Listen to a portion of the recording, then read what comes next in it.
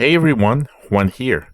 Welcome to SQL Lingua Franca, the podcast about analytics that reveals what the documentation does not cover.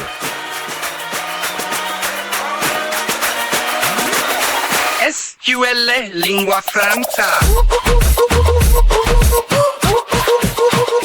Mayo.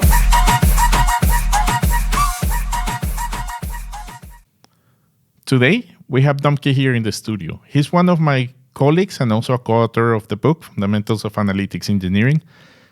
And we have something interesting, something special. Today, we're just going to discuss some hot takes.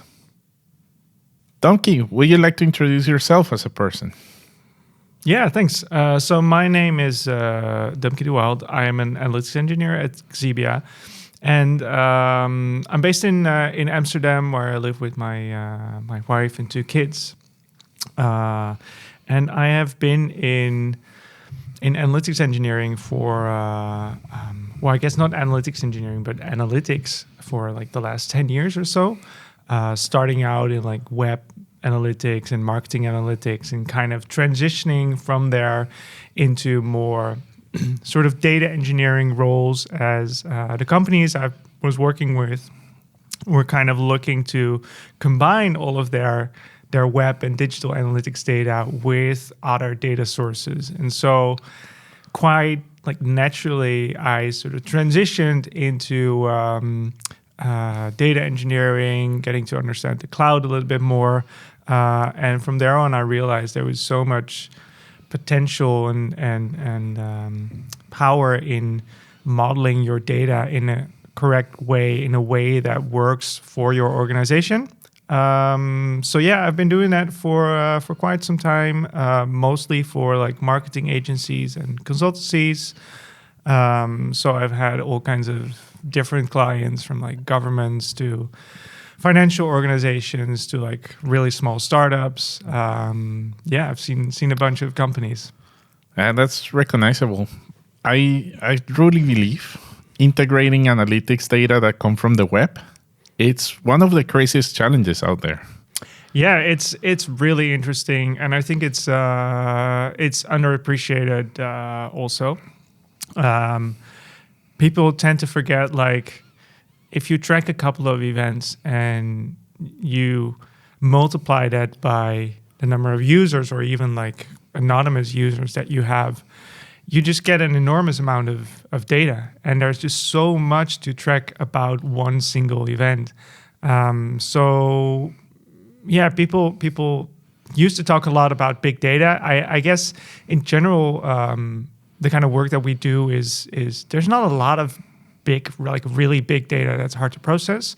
No. But with web analytics and app analytics data, it's all manageable. But if you don't watch yourself, you end up spending a lot of like money on on just processing that data, because it's so much, and you don't want to touch it like multiple times. You want to like touch it once and then go to your aggregates.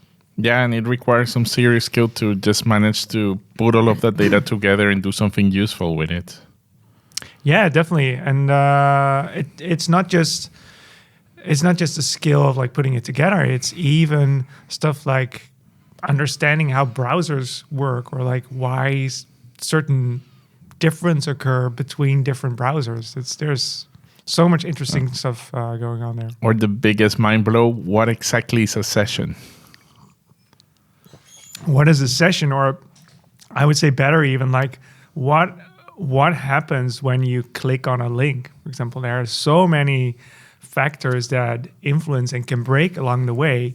And so tracking if someone, whether it's a person or a bot or whatever, was on a certain page, like you can track that at many different points in that entire setup. And all these points will give you slightly different results. And of course, if you then present that to stakeholders, they will be like, yeah, but I compared this to my other analytics tool, and then the results are different. Why is it different? So yeah, it's really interesting. It's indeed a great way to get started into this data world and already tackle some of the big challenges. But Dumky, I believe today we're not here to talk about data, web analytics. You have something interesting prepared for me, right? I have something special for you. Full disclosure, I don't fully know what's going to happen, but No, just a quick otherwise- preview, yeah. that was amazing. It's it wouldn't be interesting if I told you, because I have for today a little matchbox full of hot takes, and I would say like grab a hot take and let's see how hot it actually is. Okay, let's see. Just here's the box. Okay, the first one. To be maybe kind of a little bit of a disclosure, I was inspired by there's a podcast called The Hard Fork, which I listen to sometimes. They have this part in their series which they call the Hot Mess Express. They put on like conductor hats and that kind of thing. Well, I didn't have the conductor hats lying around, but I figured I could do I could do a matchbox of hot takes. So here we are. This is just all hot takes are about data, right? It's all hot takes about data, about tools. I don't know which one you're going to pick. So yeah, I'm really Let's interested. see. The funny part is, for those of you that have seen many episodes of the podcast, if me as a host, I don't really know what to say next or what to ask next, I generally tend to ask the guest for like, give me your hot takes around a certain topic. It kind of becomes like this part, kind of an identity of this show. So let's fully embrace these hot takes and see what happens. Ooh, okay. We started with a heavy one. Is it hot? Is it very hot? Tell me. I like it. It says group by all is evil. Ooh, yeah. So this is interesting. So if you're not familiar with group by all, it's a change to the group by statement in SQL. It's not. I don't think it's ANSI compliant, so it's not like the standard SQL. And I think maybe DuckDB or BigQuery was the first one to introduce this. I'm not entirely sure on that. And the idea is that basically, if you do a group by, right, you aggregate some of your metrics, and you want to group them by some of the other dimensions that you have. And it can get really annoying if you have a lot of dimensions. You would have to do like group by 1, 2, 3, 4, 5, 6, or even the column names. And so they came up with this idea of like, why not do a group by all? I think it's evil. What do you think? It's weird because let's think of the alternatives.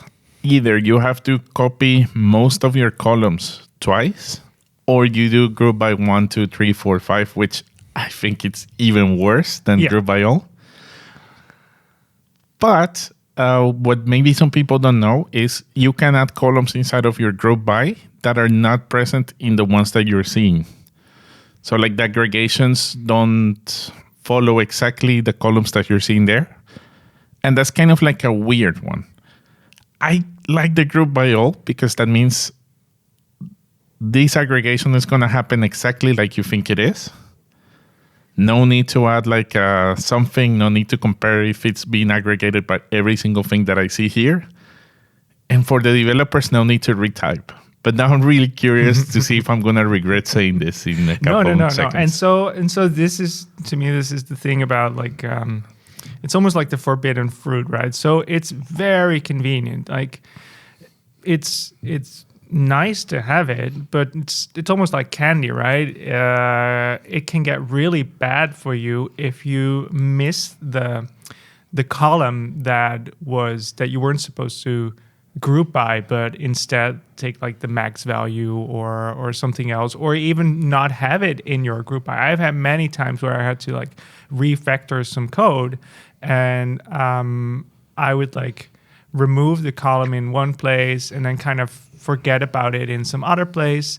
And so what I think happens when you do the group by all is that you tend to forget about which columns are actually dimensions and which are metrics. And so it does make it easier to mess that up, and it makes it harder to catch the error. And so often what you will see, or maybe not often, but every now and then you will see that error is not caught and it actually propagates to your end user, to a dashboard or some kind of duplicate that you get. And so while it's very convenient, I think it pushes down this error in a way that it can be very hard to find or understand. And so it causes you to, in the end, make the wrong analysis on something, I think. The truth is, I've felt that pain. But I also personally consider everybody agrees that explicit is better than implicit. But to what point being explicit makes it okay to hurt readability or make it easy to browse through what the query is actually doing? No, it's true. Like there can be so much explicitness that it becomes hard to read. But I think that, to me, is mostly a point of like you have to break up your model or your query in some kind of way. And I don't think group by all is necessarily a way to make it easier to like do that or to make it more readable. So I can see the convenience of it. I can see how nice it is, but in the end, I think it's a very you have to be very careful about how you use it. Maybe it's also me being a bit of a grandpa here, but probably the people that started learning SQL with all of these tools that support the group by all, they might not understand why it is a problem. And even for people like us that have been working with databases a bit longer, it might make it harder to understand why something is wrong. So I see it. But at the same time, I think the queries that you mess up by doing group by all accidentally, I don't know. I might be wrong. You're but basically saying that I'm a dinosaur and I'm not embracing the new tools. No, but I get your point, right? So I will say that a lot of the tricks and kind of tools that DBT offers, for example, they will prevent you from making these kind of mistakes. So maybe I'm exaggerating, but then again, it's my hot take. I can exaggerate if I want. Nice. But I think I do still prefer to debug every now and then rather than having to retype every column 300 times. Yeah.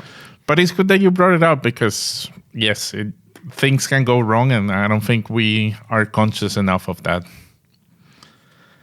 Let's see the next one. I'm already curious. We start on a hot note.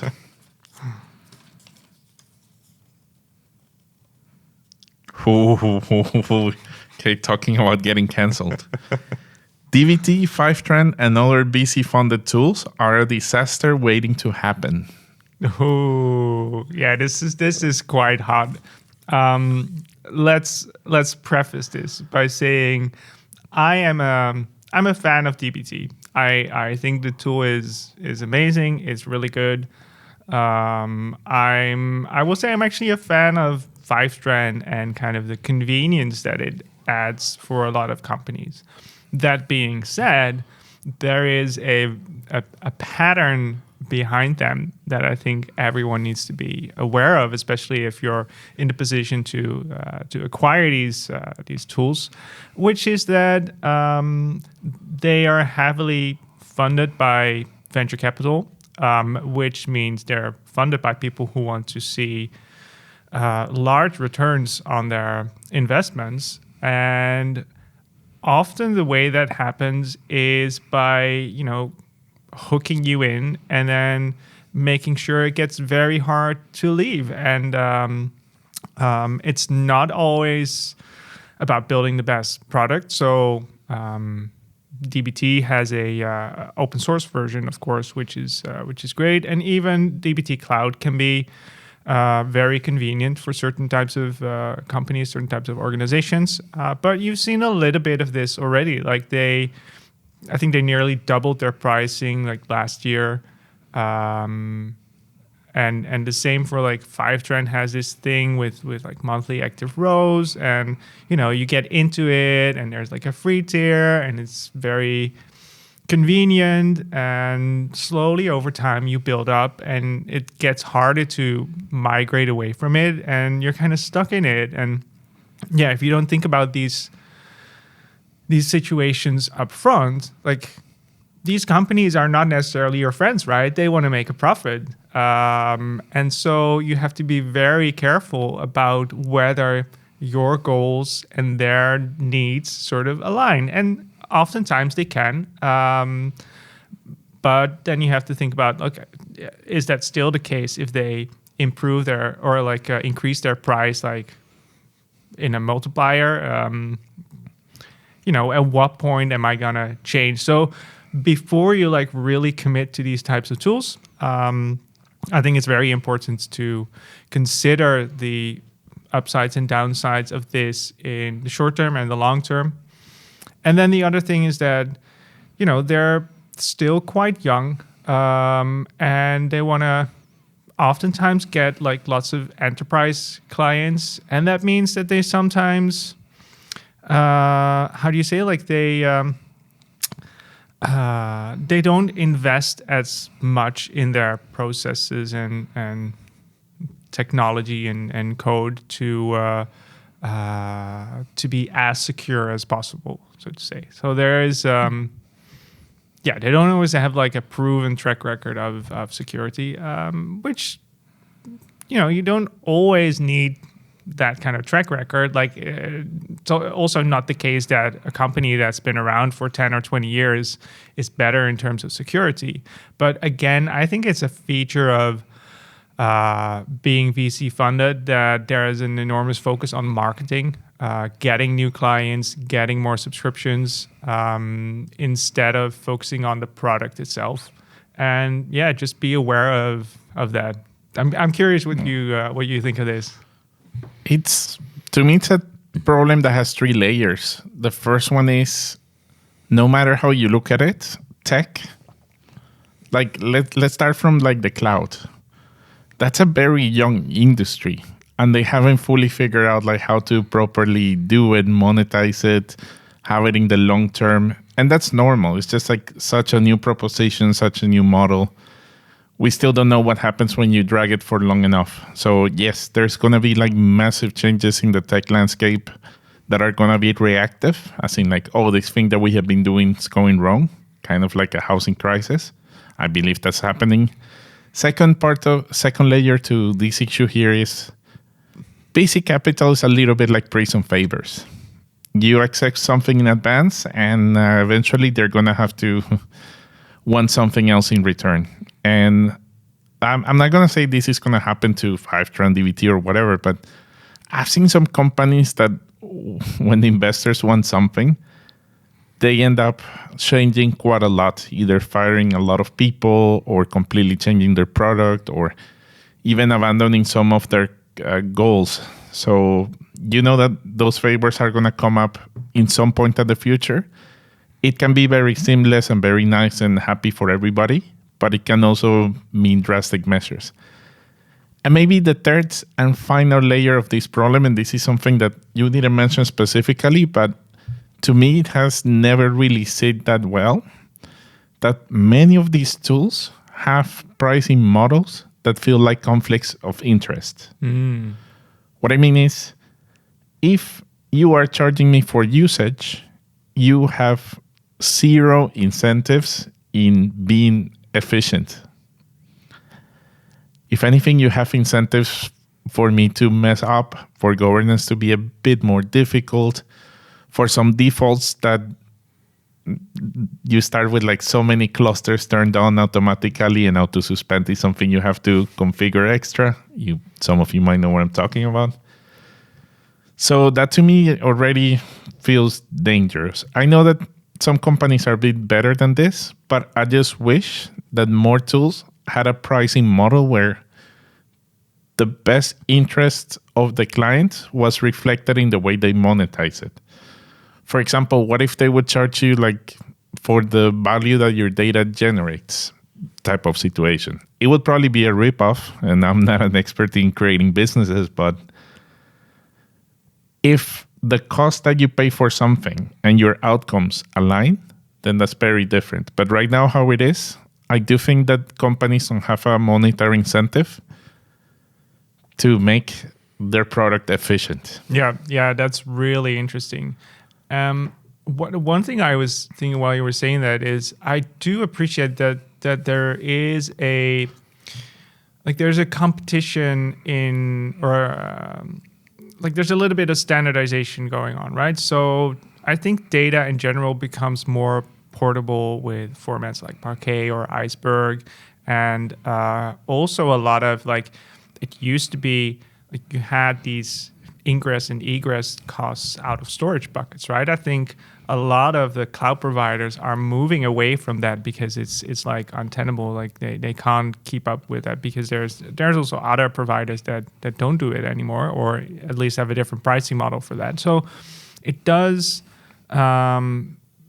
It gets very interesting, I think, once you have a setup where it gets easier to move your data away from one place to the other. And for example, with DBT projects where you essentially have you generate SQL code and having that SQL code, there are now more and more tools that allow you to do certain things with it that at first maybe only DBT could do. Things like lineage or just ways of better understanding, like documenting these models, that kind of thing. And so having something like SQL Mesh that can take your DBT project and then use it in a different type of tool, I think that's really interesting. And that's also putting on the thumb screws for DBT to improve themselves and be better at what they do. So I'm kind of looking forward to those kinds of initiatives for standardization and just increasing competition in general in that market, I think. Indeed, we saw it talking specifically about Fivetran. I think they were really early, the big player in that industry. Yeah. But then Airbyte and Stitch and other companies, I don't know if they're a bit older or the same age, but you can notice that they started stepping up in the market. And now at least the managed ingestion business feels like there is healthy competition and the consumers have really benefited from that. Honestly, DBT, I don't think you could really speak about competition for them until very recently. Yeah, maybe you could say Data Vault, but that's also more of a niche product. So we'll see what happens with that specific transformation market once there is a much bigger competition for DBT. Cool. Let's see. I'm already excited / nervous.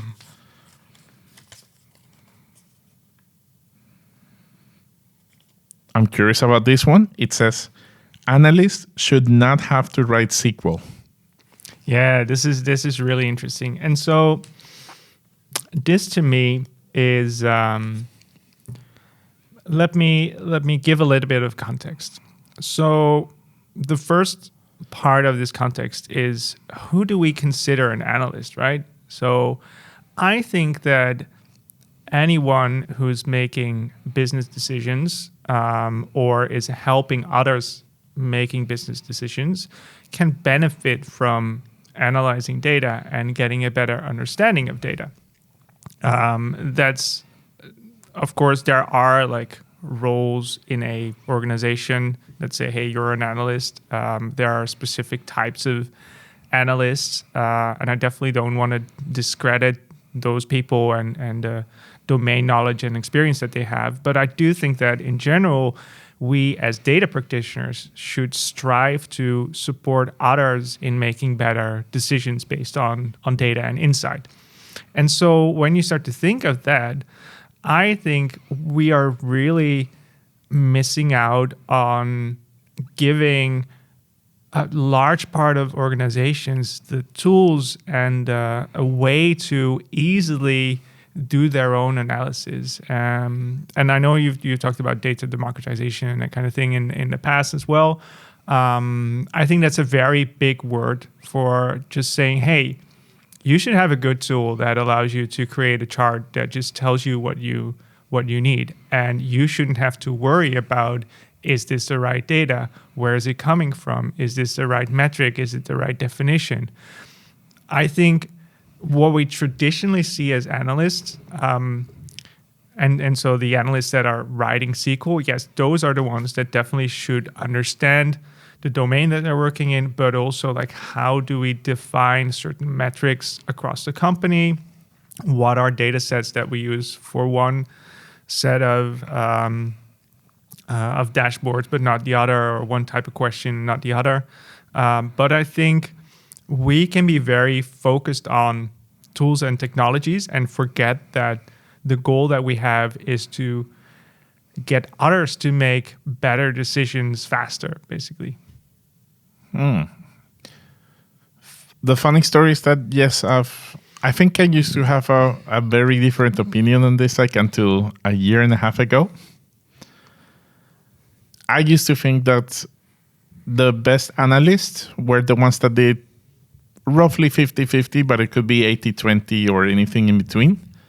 A certain percentage data, as in becoming, even if it's just like Excel, and another percentage domain expertise. You hear things like marketing analyst, sales analyst, even like business analyst, which is much more like reading and knowing than crunching numbers. But to me, that was just the balance. It's a professional that is roughly 50-50 technical, 50-50 business knowledge. What I've come to realize, and this is thanks to LLMs, yes, it took us almost half an hour before we talk about AI, which I suppose some of the hot takes will be about it. But what I'm realizing thanks to LLMs is a lot of the way that the data democratization landscape is set up, it's a compromise of the times. So we expect them to learn SQL, like the analysts, because we haven't come up with a better way. And we expect that data comes in dashboards because we also don't have another way. And a lot of the things that we consider best practices, in reality, can be better, but we're a bit limited by the technology. I've seen some tools out there where like business people can type even business questions or like very basic things that you would answer from a dashboard, like how much of this we sold this month. And there are some LLMs that like tell you. I've seen some amazing products out there that do this. And what I'm realizing is, yes, I can see a feature where maybe data engineers, analytics engineers, and some data professionals will still be very SQL-centric. But the people that analyze the data and are like the big decision makers, well, maybe they will have a more efficient way to interact with data than typing select and debugging aggregations. Yeah, exactly. Yeah, and I think that's really, I think this is actually the right point to touch upon LLMs. Like, it's good that we were able to like keep that out for half an hour. But yeah, I think having different interfaces to your data really helps you think about the data in different ways. And you're right. And I would say that the way we've thought about how our data infrastructure and our data platforms should look has really been an approach of we have a hammer and all the world is a nail, basically. And now with LLMs, at least it gives us a glimpse at a different way of interacting with data, and it helps us to start really reimagining how stakeholders and other people in the business can interact with that data as well and get the answers that they need to make the decisions, to make better decisions, basically. No, I don't think we're there yet, but I can definitely see a feature in 10 years where there are going to be some amazing analysts out there without having any pressure to learn SQL. Let's see what's next in the magic box. I always open them upside down. Oof. Yes, this one hurts. YAML is a temporary placeholder for a UI. Yeah, this is really interesting. Yes. Actually, it's a great segue, I guess, from our last topic, because I think in general we we care so much about the tools and the data pipelines and the data models, which is fair. Like we work with them every day. We polish them every day. But in general, yeah, I think again, YAML is an interface. Like it's a configuration language. But why should we accept like these types of like configuration languages when the rest of the world has like very nice shiny apps that are a pleasure to interact with? And this has been one of the, like, I think like I guess 4 years ago or something, when I was introduced to DBT, I was like, oh, this is pretty cool. I'm sure they're gonna like, you know, the YAML thing is like temporary. They're gonna build a nice UI around it for their cloud offering, because, you know, that makes it easier for people to work with. And we're like years down the road and we're still like, they're full onto this YAML thing. And I think there's a big opportunity to, yes, YAML is great for certain types of use cases, especially when you're like generating configurations or having like sort of dynamic configurations. But if you, again, want to have your business users in a specific domain for a specific part of your analysis or data platform interact with it, I think it's a really weird choice to keep doing that. And it's almost like, how do you say, like, by making it hard to learn or hard to understand, you put yourself on a pedestal and you're like, oh, look at me, I'm so good at using all these tools.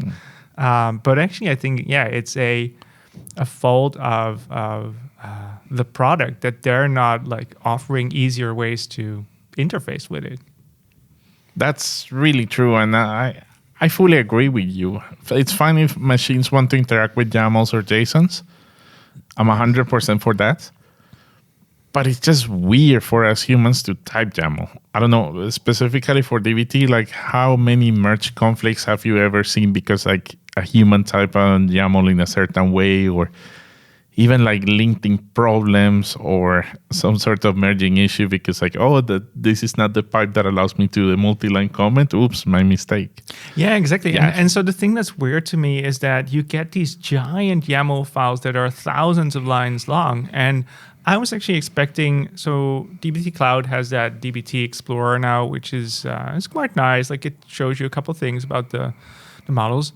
What I was expecting is to like be able to edit everything from in there, because that's the kind of interface that you want, right? You want to go through your models, see them in the lineage, and then you're like, hey, I'm missing something here, or I'm missing something there. Let me edit in, and it's still like, I don't know what their goal is, but yeah, that's definitely something I'm missing. And of course, like DBT is not the only tool that uses YAML, but I think they've popularized it for a certain group of people. But in general, like any one of these configuration languages, yeah.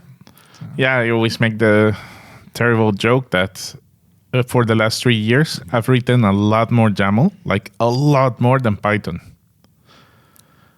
I have no idea why, and I just know that you're right. In 3 years from now, I'm not going to look fondly at like, oh, it was so fun when I had to type all of these configurations and all of these sources in this crazy indentation-like language that was full of merging conflicts. I have to agree there. Yeah. Indeed. I've also been waiting for a couple of years for DBT Cloud to have its own like... Yeah. Let me give somebody the editor role and let that person from the DBT Explorer just change all sorts of things from the documentation.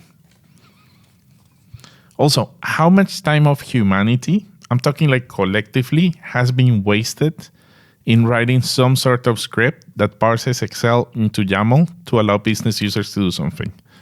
Like if humanity would have put all of that effort that I'm fairly sure you have done it. I've done it. Probably every single person reading has done it, or their team is doing it.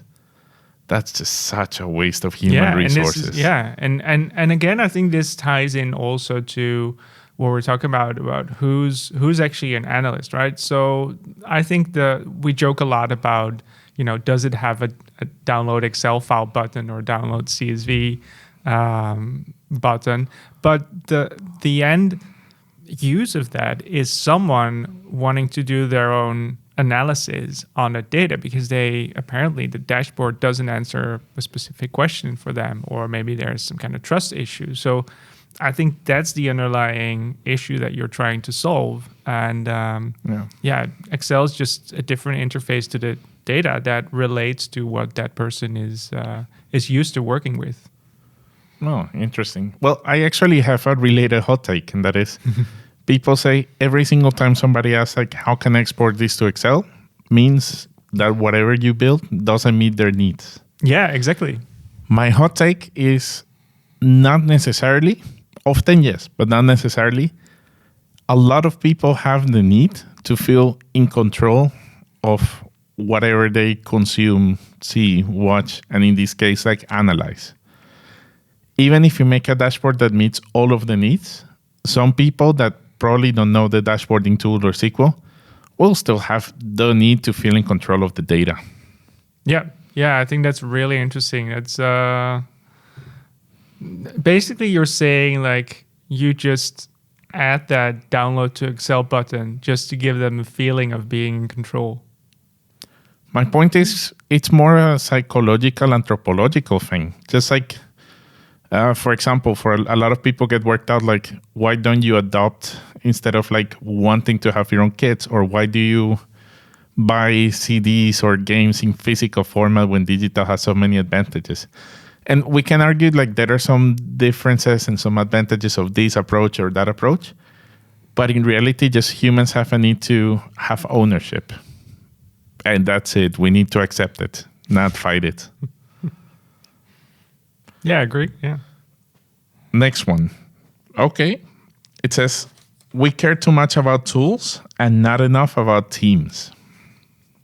Yeah, we talked about this a little bit already, right? And I guess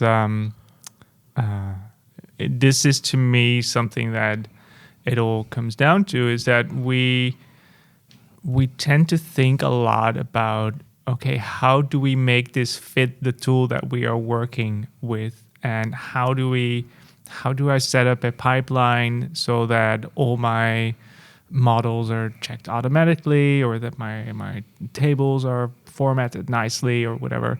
And we tend to forget that there are people like using the data to make decisions, and B, it's often not about the tool, it's about how a person will use that tool to their advantage. Let me rephrase it. So I think what we forget is that an organization has a certain way of setting up their responsibilities. And so the builders of the tool are not part of your organization. So they're not necessarily, they haven't fine-tuned it to the specific way that your organization works. And of course, doesn't mean that, no tool is good enough for your organization and you need to build everything custom. That's the other side of it. But I do think you need to understand that there is always going to be friction in the margins, in the handovers between different teams. And so when we focus on these tools and making these tools like dbt, Fivetran that we talked about, or even Databricks or BigQuery, whatever you want, do the work that we want to do, we tend to forget that, in the end, a lot of time and effort goes into that handover process between teams. It goes into understanding, like, how do I get my data in a format that the other team actually can use it? And there's no tool that will solve that problem for you. And so if you only focus on the tool and the work that you do in the tool, you forget that you actually need to talk to the other teams that either you depend on or that depend on you. Interesting. The first thing that I thought when you were saying that is, I like opinionated tools, and I like tools that have like sensible defaults and that they propose a framework. Yes, that's all amazing. But at the same time, it kills me a little bit that there are some tools that actually shape businesses. I'm going to get in trouble, but I don't care. I think Power BI is a good example of that. If your company is going to use Power BI, you're probably going to have to remodel your data as a star just to avoid some of the problems and to improve performance. You're most likely going to want to move to Azure. You're most likely going, of course, you can circumvent this and my company's doing it with Google. Doesn't matter. The point is there are some incentives and some things that tend to push you there. And what I see is that some companies end up like fully complying with their view, and then they move to Azure. They start using a Microsoft account because, we used to have Okta, but the integration is difficult, so we just created, and now we have both, and eventually we get rid of Okta. And something similar happens with like, the data used to be here in this platform, but we've noticed that SQL Server, or in this case Fabric, has these advantages. And of course, Power BI is not the only one. I've seen this happening with, for example, SAP.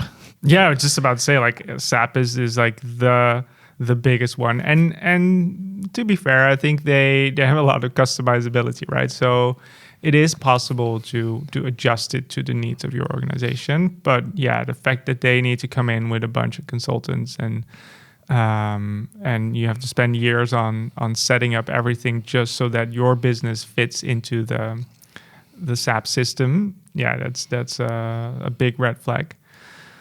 I don't know. It's one tool that I've seen this with a lot. It's kind of funny. It's back from my days of digital analytics is Google Analytics, and it used to be a very opinionated tool, and people would go out of their way to track things with it in a specific format. So this is the old Universal Analytics was not event based, so it had a very strict schema around what's a page view, what is what's a session, what is an e-commerce transactions, those kind of things. And then, of course, not every website is an e-com site. Not every website has page views, and especially over the last few years, that has changed tremendously. And so people would go out of their way to put all these weird things into e-commerce transactions. Like you would have articles in as like shopping items, and you would have a cart of books or something, or like articles that you've read, and there's all kinds of weird ways in which this was structured just to make it fit the tool and the data model and the reports that were in there by default. That being said, I do think what's really interesting is take a tool like Fivetran or Airbyte or any of these managed ingestion processes. That is something that your organization, your data engineering team doesn't interact daily with all the different APIs that they can connect with, right? And so whenever you need to do something like that, like connect to, I don't know, like a Google Ads API or whatever, you can try and do that in your own custom way, but usually it's a better idea to use a tool for that does it every day, all the time, with all kinds of different organizations. So you have to really understand for your organization, what is the thing that makes your organization unique and custom, and what is the thing that every organization needs to do, like file taxes or accounting, or indeed like connect to a Google Ads API, that kind of stuff.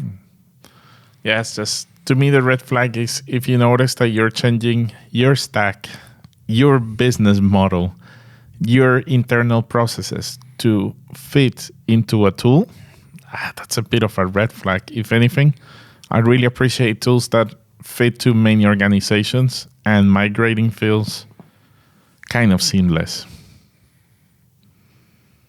But that's a cool one. All right, let's see what we got. Let's see what's next. I kind of forgot what I put in there, so it's a surprise for both of us. It's like a Christmas again. Data and analytics engineers are to companies what plumbers are to houses. So I don't necessarily know if this is very, very hot, but I've seen people who were some people would say like, oh, I'm kind of the plumber of data, and then other people would get offended by that. But in general, like when you think of analogies, like if the house is a company, then you provide a lot of like the piping and like the literal flow of data. We call it the flow of data, right? To your house, so that you can just go about your daily chores, and you wash your dishes, and you wash your hands, and you take a shower, you get everything done, and you want those kind of things to work as seamlessly as possible. And I think what's interesting is that in plumbing, I don't know if you've ever done like a remodeling of your house, but Definitely not. Okay. Maybe that's a good thing. But let's say you open up a wall and it's like you have a house from the 1930s or something, and there's a lot of stuff going on, a lot of stuff that changed over time.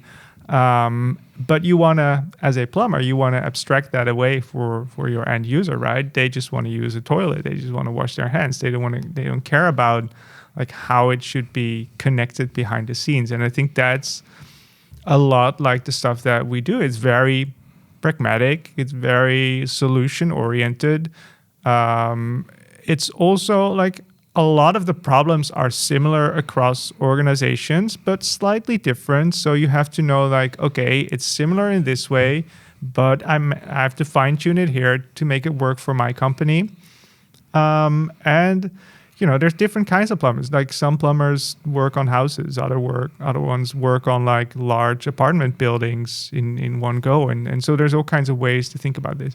I was thinking about like, should you can maybe say the same thing about an electrician, right? But then, you don't get to say that we handle our company shit every day, and we take care of that. Yes, I think on a deeper level, it's a little bit about how much, in the case of the plumber, how much involvement and how much do you really care about the lives of the people living in that house versus the plumbing. There are, in my opinion, two schools of thought.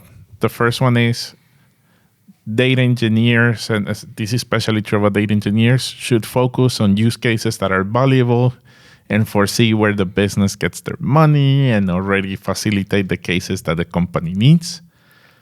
But some people also think, no, you should be able to abstract it, to not focus too much on a problem, to make things easy to generalize, easy to reuse, and you should be able to facilitate use cases that maybe are not relevant today, but might be in some days, and therefore you probably want to like take a step backwards. That's to me, being a plumber involves more like not being like the house doctor of the people living there, and like I don't care what are your problems. This is how a pipe is supposed to work, and pipes should work exactly the same in every house, and I'm going to facilitate that water reaches every single device in your house. I don't care if you use one of them a lot more or a lot less. Yeah, it's really, I think there's a lot of ways in which you can extrapolate this analogy. When I remodeled my house 5 years ago, both the electrician and the plumber said a couple things, like a couple ideas that I had. They would be like, yeah, but this is not like, this doesn't match with the building standard or like the building code, so we can't do that. They will think with you and help you to like solve your problem.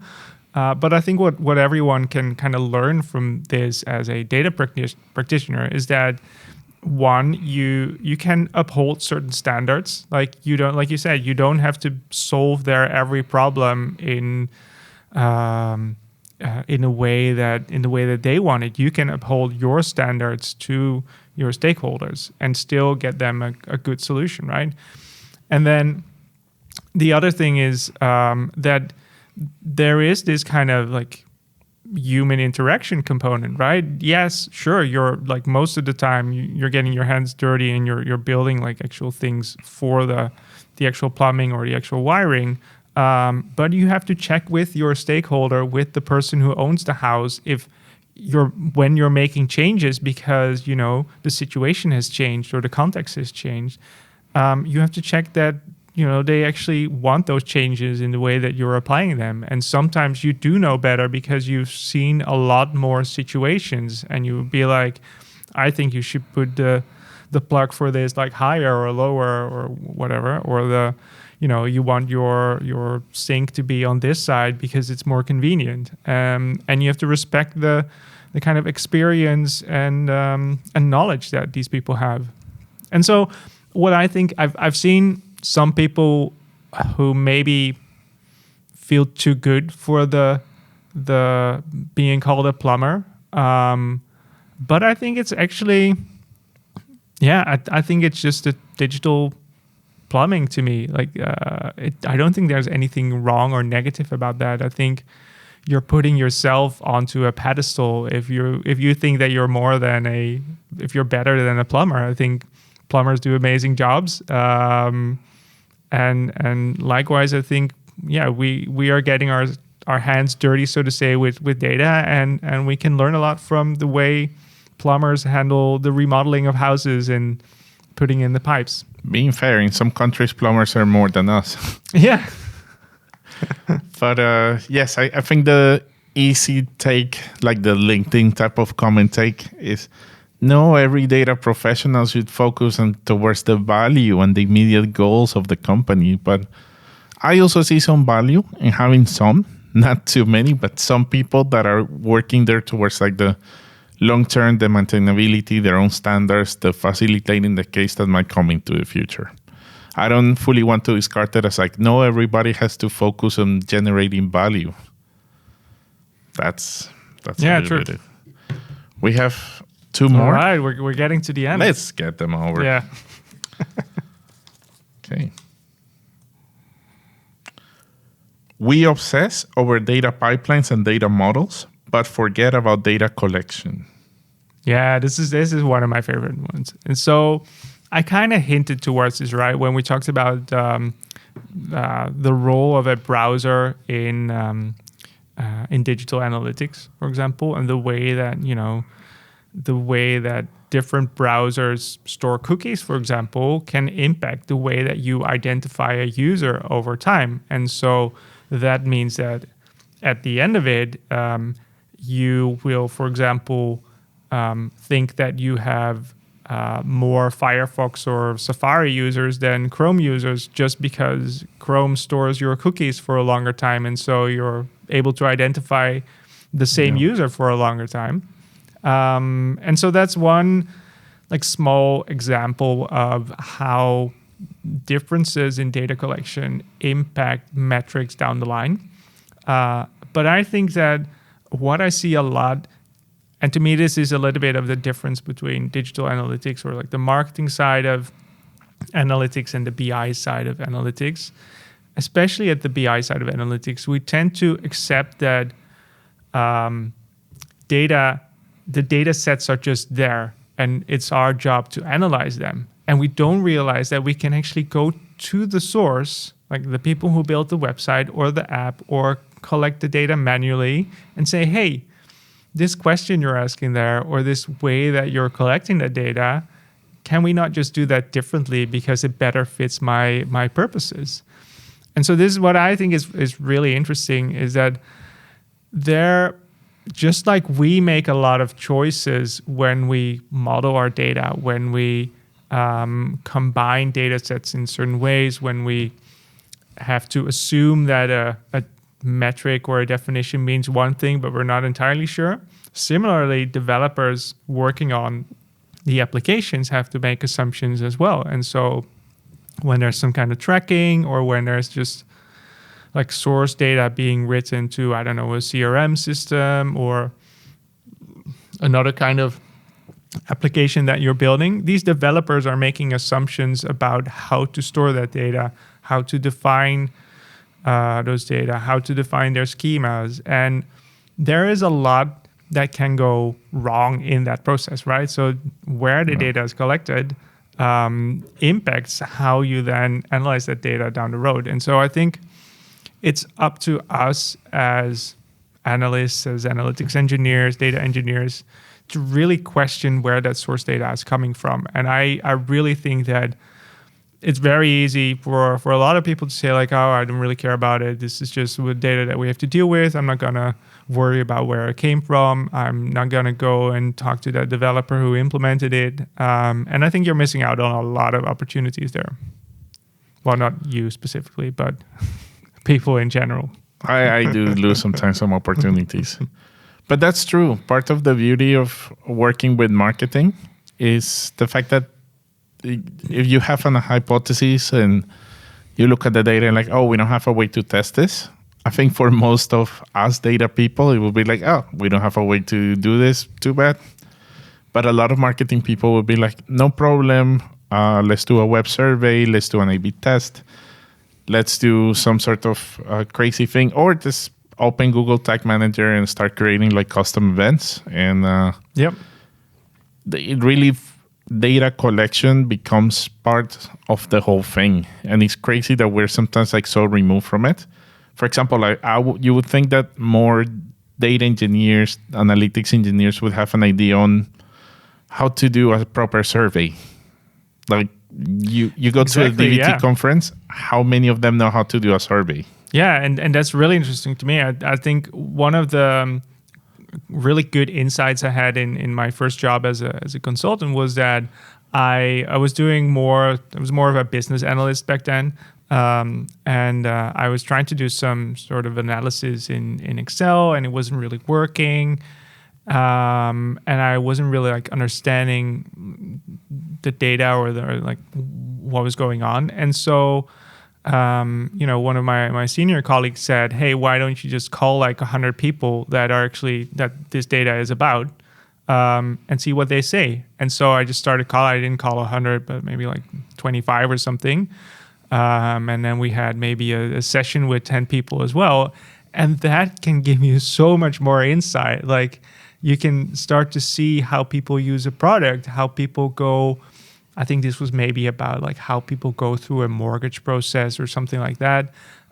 You can look at the data for that. You can say, oh, this many people are considering buying a house. This is how long it takes them. But it will never give you the insight on what do they actually feel when they make that decision, and how does that influence their decision making, and what do they look for in terms of trust? What friends do they ask? What family do they ask? What sources do they go to?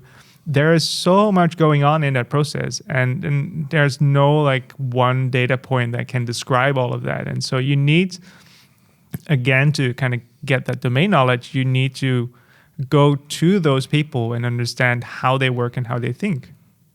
Yeah, I mean, it would be really good for data people to know a little bit more about like research in general and experimental research. I do think it's also up to managers to give time for that. I understand that there's a lot of pressure usually on like building out your models or getting something to production, and there's usually not enough time to really understand the domain or the context behind it. So yeah, there's a role for both parties there.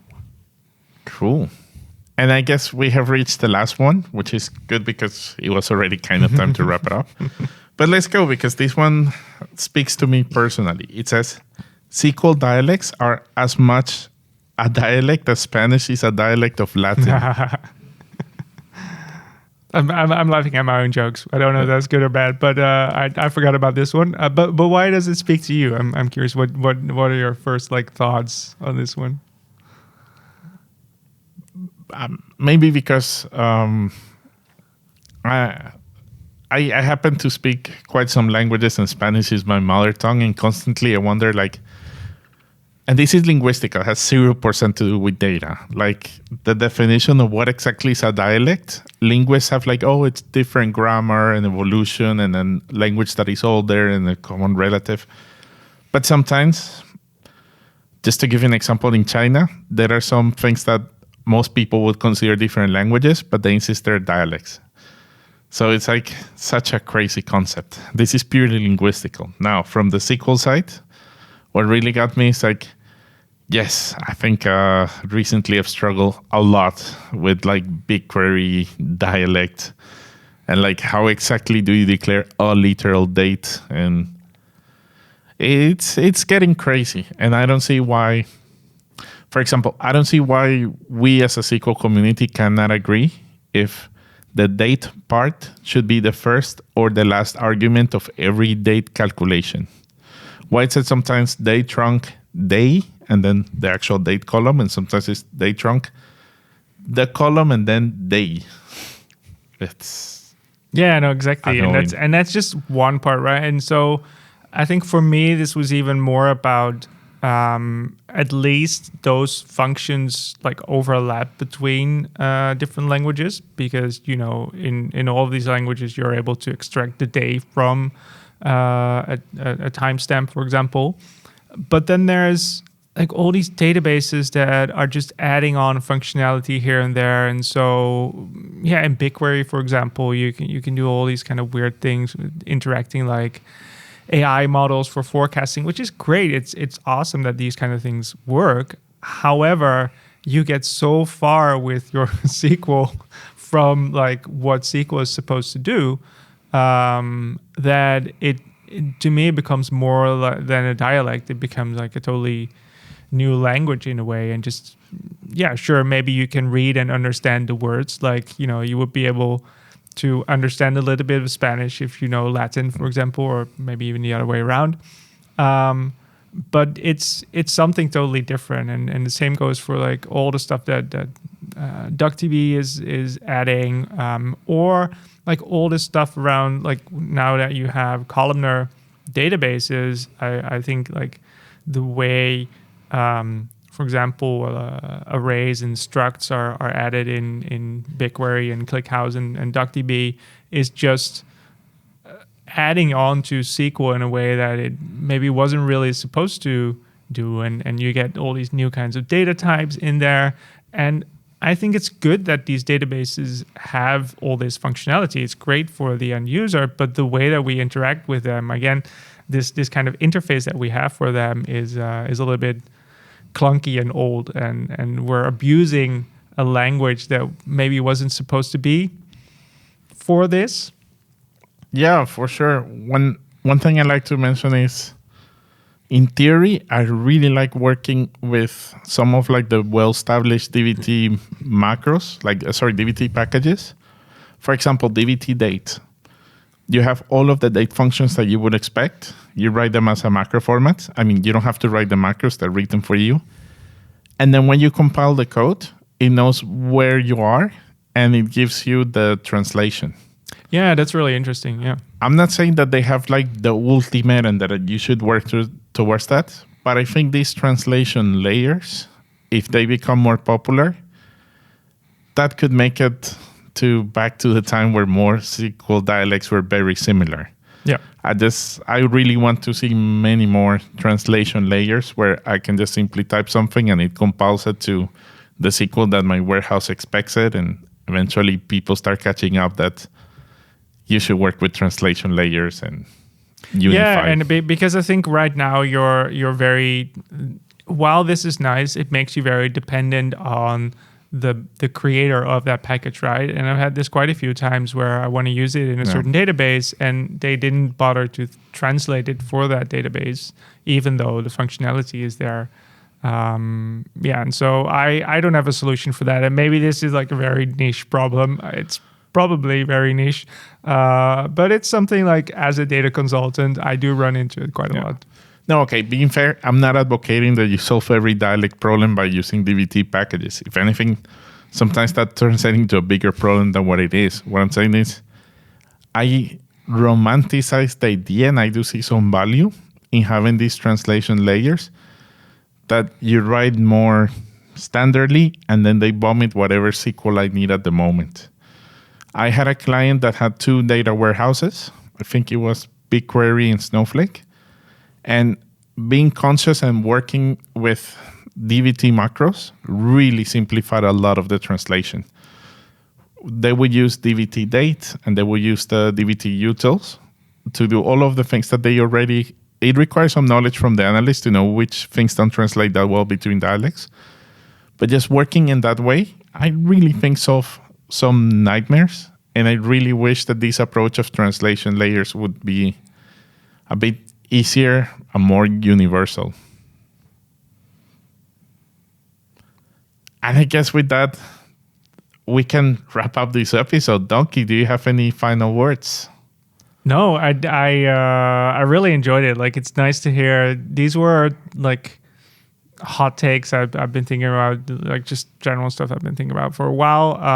It's nice to have someone to have a discussion with about them, and I really enjoyed it. And thanks for having me.